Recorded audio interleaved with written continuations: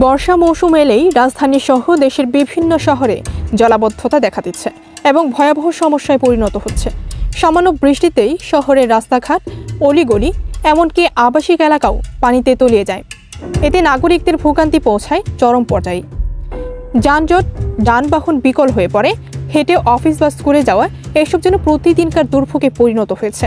বিশেষ করে ঢাকা, চট্টগ্রাম, খুলনা ও নারায়ণগঞ্জে জলাবদ্ধতা এখন এক চিরাচরিত দৃশ্য। ড্রেনেজ ব্যবস্থার ঘাটতি, অপরিকল্পিত নগরায়ন, খাল নালা দখল ও বর্জ্য ব্যবস্থাপনার দুর্বলতাই এর মূল কারণ হিসেবে দেখা যাচ্ছে।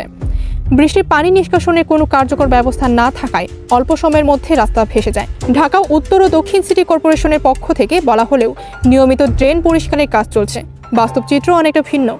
বেশিরভাগ ড্রেন আবর্জনায় ভরপুর, যেগুলো বৃষ্টির পানি ধারণ করতে অক্ষম। ফলে রাস্তার নিচে জমে থাকা পানি ঘন্টার পর ঘন্টা থেকে যায়।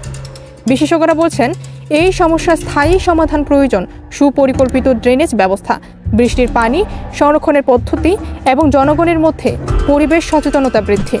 তারা আরও মনে করেন, খাল ও জলধারা পুনরুদ্ধার ছাড়া দীর্ঘমেয়াদী সমাধান সম্ভব নয়।